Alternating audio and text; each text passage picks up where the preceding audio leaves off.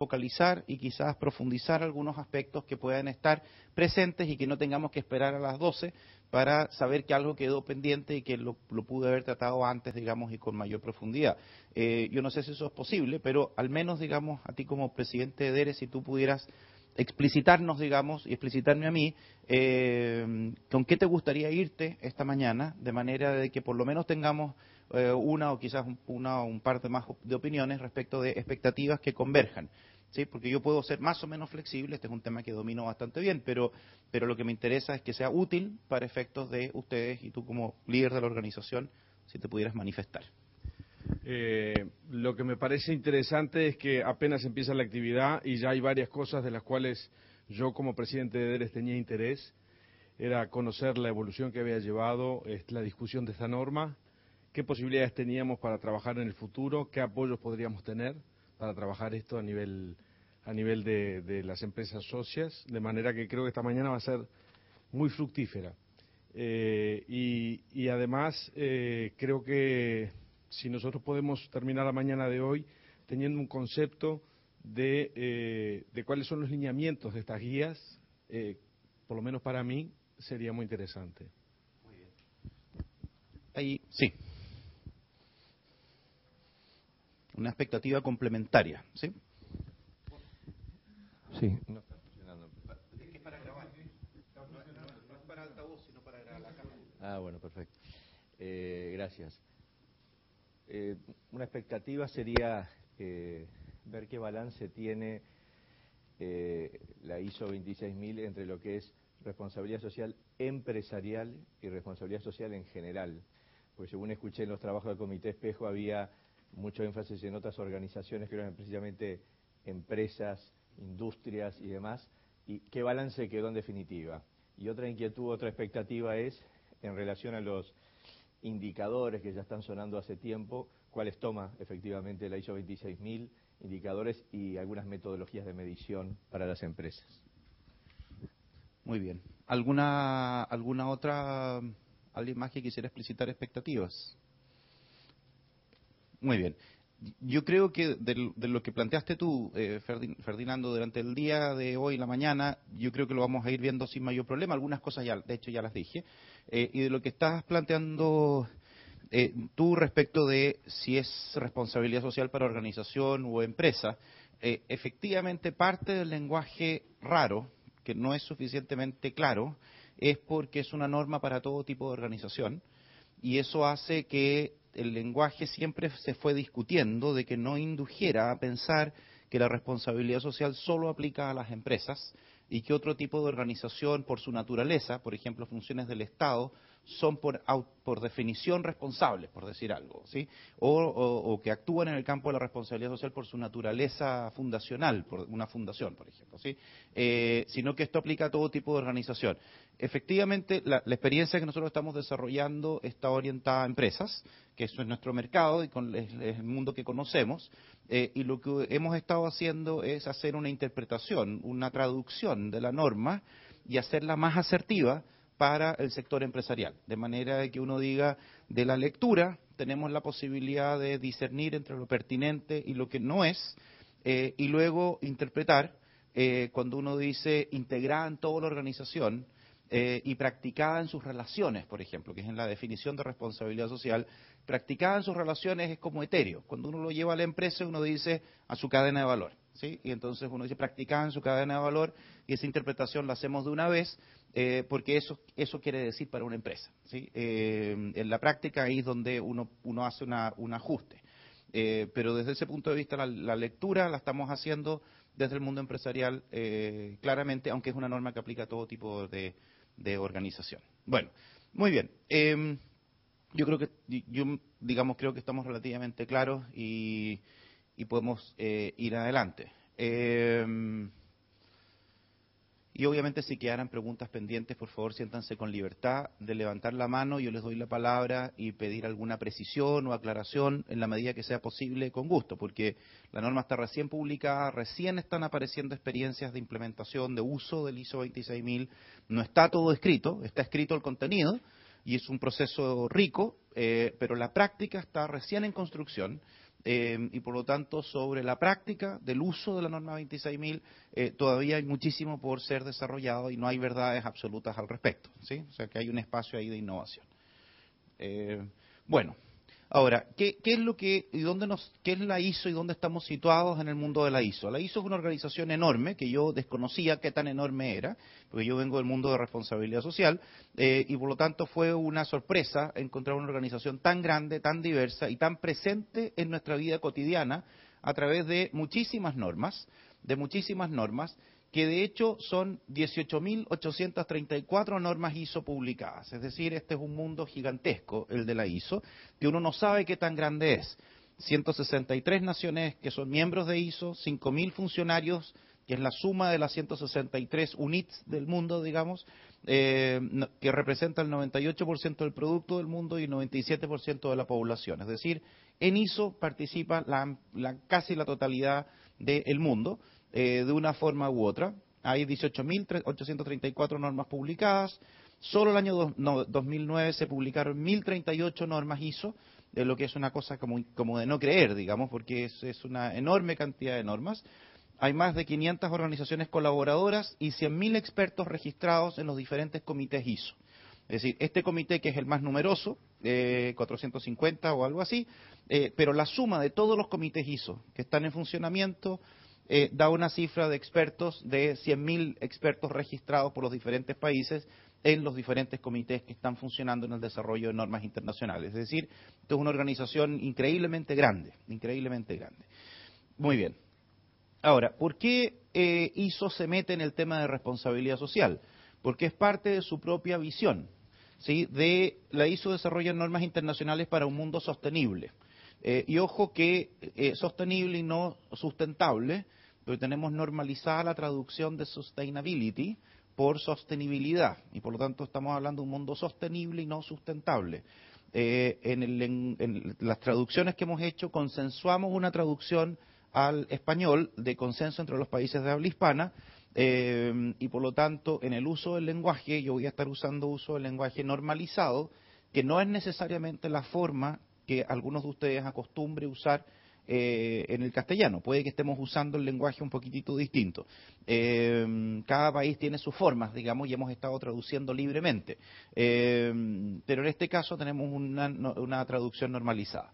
Entonces, la responsabilidad social encaja con la estrategia de ISO de desarrollar normas que sean relevantes para los mercados a nivel global y que ayuden a crear un mundo más sostenible, que es lo que la propia ISO se plantea. Por lo tanto, en ese contexto es que esta norma tiene pertinencia, ¿sí? No fue una cosa antojadiza, sino que tiene pertinencia. Además, el ISO se plantea a sí mismo actuando, estas son diapositivas presentadas por el secretario general de la ISO en el lanzamiento de la norma, en tres dimensiones, la dimensión económica, medioambiental y la dimensión social. Y lo que se plantea la ISO es contribuir al desarrollo económico, al crecimiento económico, a la integridad medioambiental y a la equidad social. Y a partir de esta definición de la propia organización internacional, se plantean diferentes grupos de trabajo y comités que están enfrentando estas dimensiones con diferentes grupos de trabajo, y en los próximos años van a estar apareciendo normas que sean más específicas a cada una de estas dimensiones. Por lo tanto, la ISO se está metiendo en el campo de temas que digamos que están dentro del campo de las políticas públicas probablemente, en un esfuerzo de autorregulación y generar un marco de consenso internacional en estos campos, ¿sí? Energía, eficiencia energética, agua, recursos y calidad del aire, manejo de basuras, etcétera. Hay un montón de normas que vienen en camino y que son complementarias y que están dentro del marco de lo que podríamos decir estas dimensiones de sostenibilidad que vienen en camino. Muy bien. Ahora, la historia del proceso ISO 26000 es una historia que se remonta hace casi 10 años, mayo del 2001, es decir, tomó bastante tiempo que se decantara, que se generara suficiente consenso para iniciar el trabajo de redacción y luego tomó más de 5 años la redacción propiamente tal de la norma. Por lo tanto, este es un proceso que tomó tiempo, ¿sí? No fue una cosa así como rápida ni a las carreras. Nos remontamos a mayo del 2001, cuando el Comité de Políticas del Consumidor, COPOLCO, en el marco del Comité de Políticas del Consumidor, se planteó por parte del Gobierno de Canadá la posibilidad de crear una norma ISO de responsabilidad social de etiquetado. Ese fue el origen. Se planteó el etiquetado, de manera que en productos y servicios un consumidor pudiera discriminar una empresa de otra de acuerdo a una etiqueta, un sello, y que ese sello permitiera tener trazabilidad ambiental y social. Ese fue el origen, porque había una proliferación de sellos. Hoy en día hay un retroceso en los sellos, digamos, cada vez hay menos, porque en realidad demostraron que servían poco y generaban bastante confusión, porque no eran demasiados, digamos. Pero hoy en día los que hacen el filtro son los retailers o los intermediarios, entonces el supermercado el que filtra proveedores y no el consumidor el que distingue entre un producto y otro. Eso es lo que ha pasado en la práctica, los sellos han perdido vigencia, claramente han retrocedido en Europa, donde hubo una explosión de sellos, pero en ese contexto de explosión de sellos, sellitos, digamos, de todo tipo, de temas laborales, temas de mujer, temas ambientales, entonces al final los productos estaban llenos de sellitos pequeños que muy poca gente era capaz de identificar qué era qué, ¿sí? No es que fuera una cosa perversa, pero en la práctica no resultó, ¿sí? Ese enfoque. Bueno, entonces en el marco de Copolco, Comité de Política del Consumidor se propone estudiar la posibilidad de crear un sello, ¿sí? Un sello de responsabilidad social ISO, que este era normalizado ISO. Y se le pidió a Copolco que hiciera un estudio de factibilidad, un estudio preliminar, para evaluar la factibilidad de avanzar en esa dirección. Ese estudio estuvo en junio del 2002 y ese estudio concluyó que en realidad el tema de los sellos venía retrocediendo más que avanzando, pero que además este era un tema de responsabilidad social mucho más amplio que el esperado por el Comité de Políticas de Consumidor y que escapaba al mandato y al ámbito de trabajo de un comité de consumidores. Y por lo tanto, lo que se le devolvió en cierta medida a la ISO fue decir, escapa nuestro mandato, va más allá de lo esperado y creemos que esto da para hacer una reflexión un poco más profunda. O sea, nos quedó grande el tema. No parece una mala idea meterse en esta temática, pero nos quedó grande como Comité de Política de Consumidor o de Consumidores.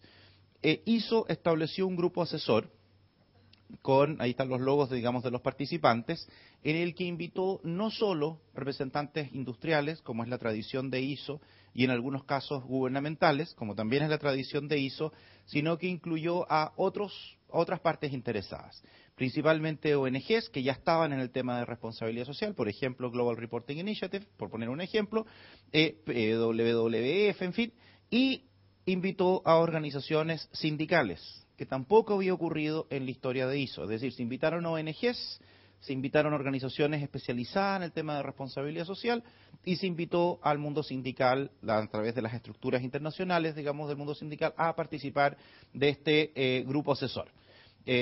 Significa SAG, es Strategic Advisory Group, ¿sí? Y se les pidió, y ese fue el mandato en septiembre del 2002, que desarrollaran un estudio de factibilidad y que evaluaran la factibilidad y la posibilidad de desarrollar una norma ISO y cuáles podrían ser sus alcances, su naturaleza, sus características. En general, el grupo empresarial que participó acá estaba poco entusiasta de avanzar en esta norma, a excepción de Motorola. Motorola, que bueno, el logo parece que no está ahí. ¿Está por ahí Motorola? No. Sí, bueno, el loguito Motorola.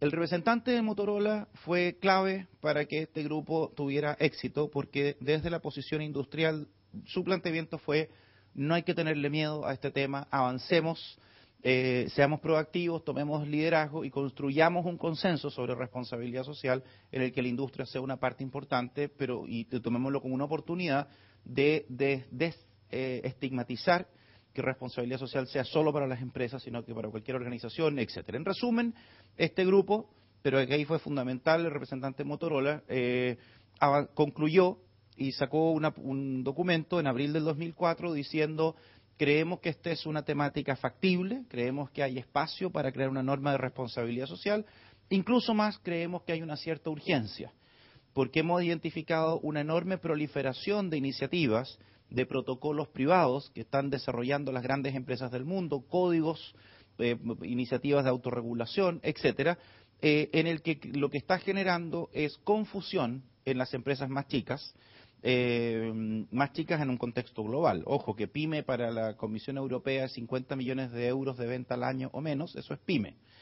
Por lo tanto, para las empresas más chicas que pueden ser en un contexto de país pequeño enormes, ¿sí? Tremendas empresas, dicen hay confusión. ¿Por qué? Porque hay demasiada oferta, hay demasiadas iniciativas, hay demasiados caminos que transitar y eso hace que las empresas sean más bien cautelosas y que esperen para ver qué es lo que decanta en el mercado, ¿sí? Qué es lo que prevalece en el mercado.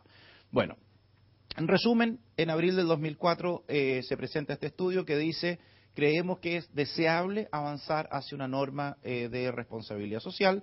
Una de las posibilidades que se evaluó fue aumentar el espacio de la serie 14000 de ISO y que la serie 14000 no fuera solo ambiental, sino que fuera ambiental y social, de manera que fuera desde ya una norma certificable ambiental y social y que se ampliara, digamos, el espacio de la gestión medioambiental.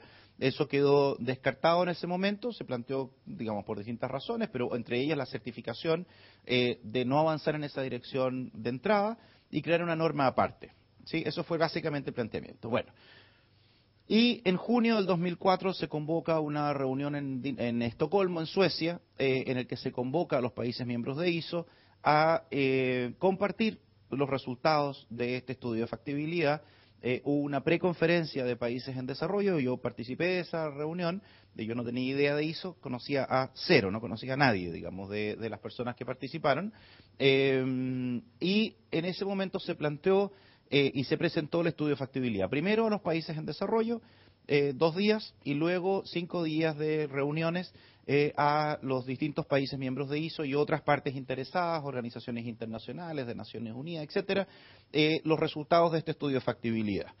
Hubo algunas aprensiones que planteamos los países en desarrollo. Dijimos, nos parece razonable lo que nos están planteando, el tema de responsabilidad social nos convoca, tenemos una visión compartida de futuro, queremos converger hacia hacer las cosas bien, tener un sistema, un ordenamiento internacional decente, correcto. No estamos en desacuerdo con eso, pero tenemos aprensiones. En la tradición de ISO, una aprensión es la participación. En la tradición de ISO, en las normas internacionales, la participación de los países en desarrollo en relación a los delegados de países desarrollados, en el acumulado histórico, había sido de 97% a 3%. Entonces, la preocupación, ¿cuál era? Vamos a ser seguramente superados en número, ustedes ya saben que fuimos mayoría, que eso es una cosa inesperada, pero vamos a ser superados en número y aunque tenemos confianza en la buena fe de los representantes de los países desarrollados, es muy difícil que se pongan en nuestro lugar y que miren el mundo desde la óptica de país en desarrollo. Y por lo tanto tenemos problemas con la gradualidad, tenemos problemas con que esto se convierta en una barrera al comercio, tenemos problemas de que seamos abusados por los más grandes, que esto se imponga de un día para el otro, que haya un uso que en definitiva, si bien compartimos el concepto, salgamos perjudicados, ¿sí? Que el espacio de gradualidad no sea adecuado, que no se reconozca suficientemente claro el contexto local que varía de país en país. Entonces, la visión es compartida en perspectiva, pero el punto de partida difiere donde cada uno esté. Y por lo tanto hay que reconocer que estamos partiendo de manera desigual, transitando hacia criterios que sean compartidos. Entonces, aprensiones que yo siento legítimas, digamos razonables, es decir, tenemos preocupación por el idioma, tenemos preocupación por la capacidad de participar, tenemos preocupación por la legitimidad que la norma vaya a tener. Porque si nuestra participación no es suficientemente robusta y clara, y esta norma, el 80% del mundo es en desarrollo o más, de esta norma se pretende que tenga utilidad también en nuestros países, necesitamos garantizar participación, tener participación, de otra manera no la vamos a reconocer, no la vamos a sentir propia, ¿sí? Y eso es un problema que se identificó muy tempranamente. Y luego en el espacio plenario, donde participaron todos, el mundo de ONGs y el mundo sindical plantearon aprensiones que tenían que ver con la falta de experiencia en la normalización, la no participación histórica, digamos, en un marco ISO, la falta de experiencia del propio ISO de facilitar un proceso participativo, la disponibilidad de recursos financieros para poder participar activamente en una negociación y que básicamente su planteamiento fue: creemos que no nos conviene participar de este proceso porque vamos a ser superados en número, vamos a ser superados en muchos aspectos y si estamos presentes vamos a estar legitimando un proceso en el cual tenemos todas las de perder. Y probablemente lo que resulte de este proceso no nos va a convenir del todo, pero por haber estado presentes lo vamos a estar legitimando. y por lo tanto principalmente el sector sindical lo que exigió fue desde los términos de referencia del proceso, claridad respecto de cómo se va a mantener un equilibrio en la participación, de manera de que ellos no sientan que esta es una imposición